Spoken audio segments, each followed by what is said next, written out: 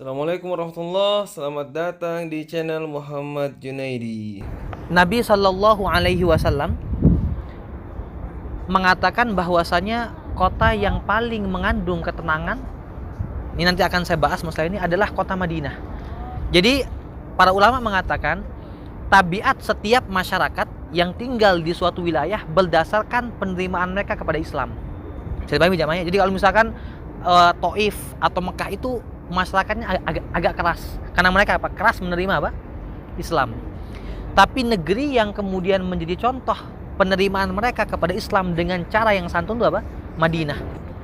Makanya Indonesia itu dibuka dengan apa? Sama dengan Makanya di antara kelebihannya Indonesia, dakwah masuk ke Indonesia itu melalui jalur apa? Jalur dakwah pedagang maupun apa?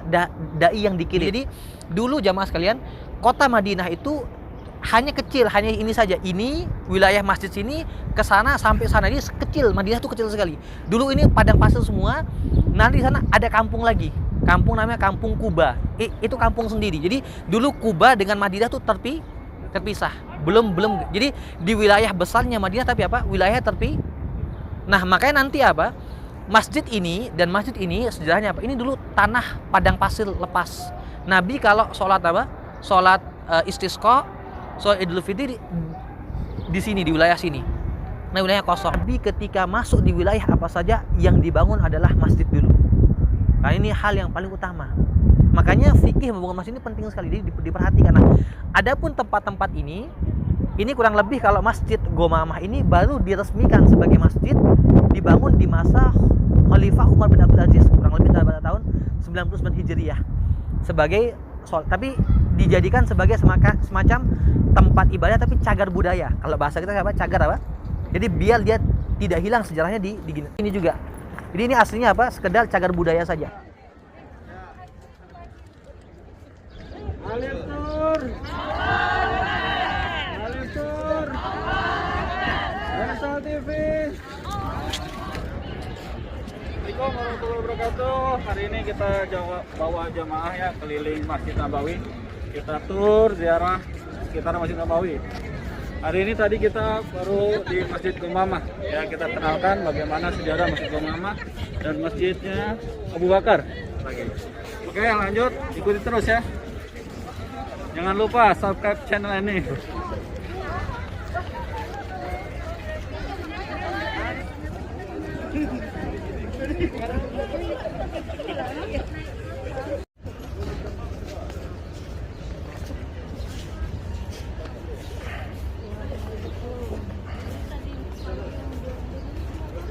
Gimana perasaan antum selama di Madinah, Syekh? Oh, alhamdulillah, masya Allah. Setelah 2 tahun saya menginjakkan kaki lagi di Madinah dengan izin Allah. Saat ini sangat bahagia nih. Apalagi ketemu antum. Sebenarnya dengan dimasukkannya rumah Nabi yang tentu ada kuburan beliau ke dalam apa? Masjid itu juga bagian daripada penjagaan Allah. Karena mungkin kalau di luar lebih apa? Lebih bahaya. Dan sudah ada 3 kali uji coba pencurian jasad apa? Jasad baginda Nabi, dan Allah gagalkan semuanya. Nah, makanya akhirnya oleh para ulama di abad ke-6 apa ke-7 itu bangunan itu dibuat seperti bangunan sendiri. Jadi misalkan ini masjid. Habis itu jadi rumah Nabi itu bangunan apa sendiri, tidak masuk kepada bagian apa? Masjid. Biasanya kalau biar aman dikasih apa? Dikasih pagar, sehingga apa? Dia bukan bagiannya apa? Masjid. Ini fikihnya para ulama. Meskipun secara fikih yang lebih tepat seharusnya dipindahkan kalau memang bisa. Tapi secara dasar keislaman, para ulama mengatakan dimasukkannya kuburan Nabi itu bukan karena apa? Bukan karena suatu hal yang, tapi penjagaan terhadap apa? Terhadap jasadnya Nabi biar tidak dicuri dan kemudian ada pelindungan. Karena kalau misalkan itu di luar, itu akan lebih mudah apa? Akan lebih mudah untuk dicuri.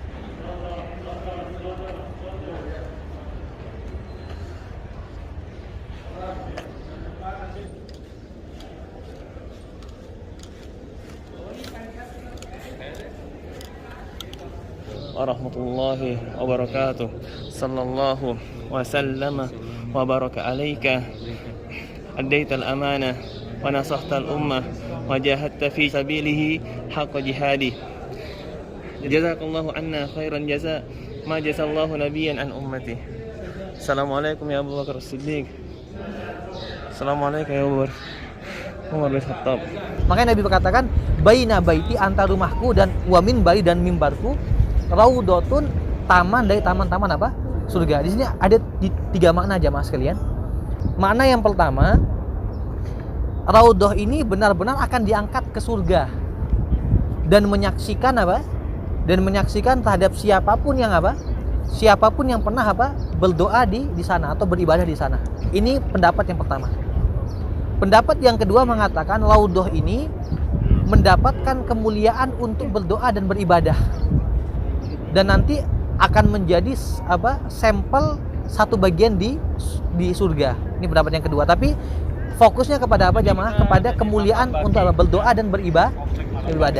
Sekitar Masjid Nabawi, para jamaah akan melihat bagaimana pemakaman yang sesuai dengan sunnah Rasulullah SAW yang memang sangat berbeda dengan kuburan-kuburan yang ada di Indonesia.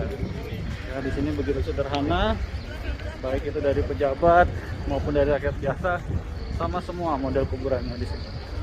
Ya, karena mata Allah semua sama, tergantung amal. Ya, ikuti terus di channel ini. Kita akan melihat pemakaman baki. Oke, jangan lupa like and subscribe untuk mendukung berkembangnya channel ini. Assalamualaikum. Assalamualaikum. Dawa qaumin mu'minin. Wa atakum ma tu'adun. Godan mu'ajjalun. Wa inna insyaallah bikum lahiqun. As'alullah li walana walakumul afiyah. Nabi bahkan saya ingin sampaikan banyak riwayat Nabi keluar sendirian malam-malam ke sini. Bahkan ada kisahnya sendiri dari Bunda Aisyah. Bunda Aisyah mengendap-endap apa? Mengendap-endap untuk apa? Melihat Nabi malam-malam keluar dari apa? Dari rumahnya. Karena sebagian daripada kebiasaan orang soleh ziaratul kubur. Ziarah kubur apa? Untuk mengingatkan apa? Jadi Nabi itu sebelum meninggal dunia, di antara riwayat yang ini kita harus jujur kepada riwayat Nabi, beliau ziarah ke Baqi dan ziarah ke makam syuhada Uhud. Dan ini hal yang dianjurkan. Jadi kalau misalkan ada orang ziarah kubur salah, bukan ziarah kuburnya yang apa? Yang salah, tapi apa perilakunya. Tapi ziarah kuburnya itu apa? Dianjur. Meskipun dalam mazhab Syafi'i ada khilaf jamaah sekalian. Ada khilaf ini di mazhab Syafi'i. Jadi di mazhab Syafi'i ada khilaf, apakah perempuan boleh menziarahi kubur laki-laki? Itu khilaf di mazhab Syafi'i. Seperti jamaah tahu ada pondok paling tua di Jawa Timur, Sidogiri. Itu kiai besar Sidogiri itu tidak pernah diziarahi sama perempuan. Jadi, karena pegangan dalam sebagian kiai NU di Sidogiri ya, pondok Sidogiri sudah hampir 3 abad, itu tidak memperbolehkan. Jadi diperbolehkan ziarah untuk laki-laki, perempuan tidak boleh. Itu pegangan dalam apa? Terapan dalam pegangan pendapat dalam mazhab. Karena ada 2 pendapat yang kuat, pendapat yang membolehkan dengan catatan dan pendapat apa yang tidak membolehkan kalau apa lawan dia. Jadi kiainya itu tidak pernah diziarahi perempuan, hanya diziarahi sama siapa? Laki-laki. Tapi pendapat yang lebih umum memperbolehkan kalau sekedar apa? Kalau aman daripada fitnah. Kalau aman daripada fitnah itu boleh. Ini pendapat yang membolehkan. Tapi dengan syarat aman daripada fitnah. Tetapi kalau kemudian lagi kematian, ibu lagi ada keluarga mati, orang yang meninggal itu mendapatkan azab karena apa? Tangisan mengeluh, bukan tangisan.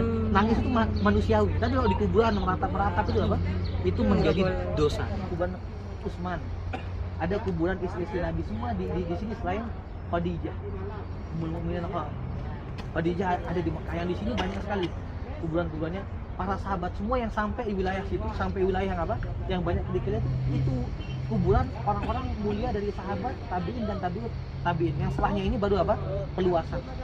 Nah, jamaah sekalian, saya ingin sampaikan dalam masalah kuburan ini, saya kisahkan 3 kisah husnul khotimah.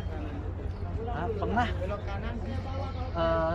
terjadi pembongkaran satu kuburan begitu, mungkin di wilayah mungkin untuk mau digali untuk yang lainnya akan dicek mana yang sisa begitu. Pas kemudian dibuka setelah dikuburkan 10 tahun itu utuh. Rata-rata aja masalah orang yang meninggal dan dia memiliki kemuliaan kepada Al-Quran, biasanya meninggalnya jasadnya Allah jaga. Ustaz, kakek saya haji pada tahun berapa, udah lama hajinya, dan meninggal pada tahun 2000. Jadi kakeknya ini seorang guru ngaji, seorang PNS guru, pokoknya orang yang baik dan sudah naik haji, orang yang baik sekali, akhlaknya bagus, kemudian punya kebaikan dengan Al-Quran. Pada awal 2021, berarti sekitar berapa bulan, tahun lalu, terjadi sengketa tanah. Di tanah dikuburkan kakeknya ini. Terjadi sengketa aja mas sekalian. Akhirnya kalah sengketa di pengadilan, yang mengharuskan tanah itu diambil oleh yang menang sengketa, kemudian kuburannya dipindahkan. Ketika kemudian dibuka itu kuburan jamaah sekalian, Allahu Akbar, 21 tahun awet, 21 tahun masih utuh. Makanya berdasarkan fakta-fakta yang ada dan sunnah-sunnah Nabi, di antara yang disepakati hadisnya adalah masalah yang menjaga melazimi al-muluk setiap malam. Nabi itu nggak akan tidur sampai membaca dan ini hadisnya soal sebelum tidur. Nabi itu sebelum tidur tuh paling banyak doa. Kenapa?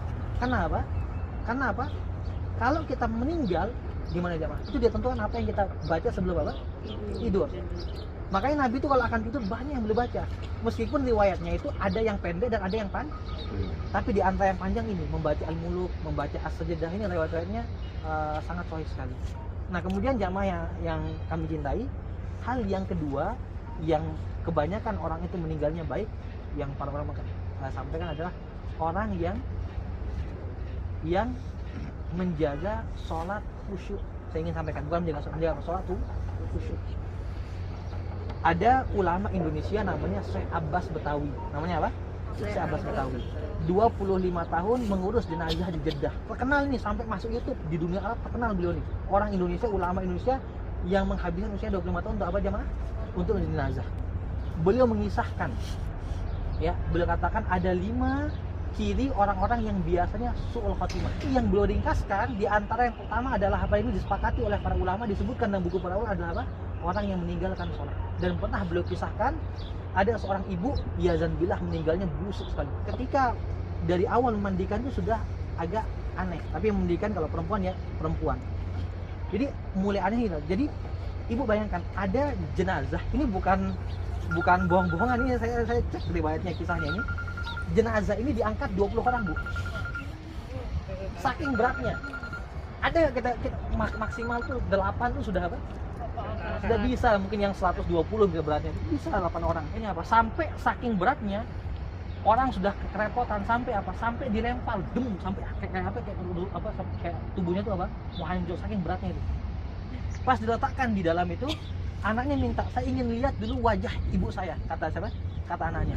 Sayanya bilang jangan dilihat katanya. Enggak, saya mau lihat katanya. Akhirnya apa? Pas dilihat dibukalah wajahnya. Dia teriak sekeras-kerasnya. Dia teriak sekencang-kencangnya. Orang bingung, udah dibilang jangan Jangan dibuka. Akhirnya dikuburkan selesai. Syekh ini bilang, saya minta dengan nama Allah. Kalau minta nama Allah harus dijawab. Apa yang kamu lihat kesana? Anaknya tidak mau ngomong. Ini mengajarkan. Akhirnya jamaah sekalian? Setelah setengah tahun berlalu, anak itu langsung meluk Syekh Abbas itu. Kemudian dia jujur, ya Syekh, demi Allah, saya sudah 6 bulan ini dihantui.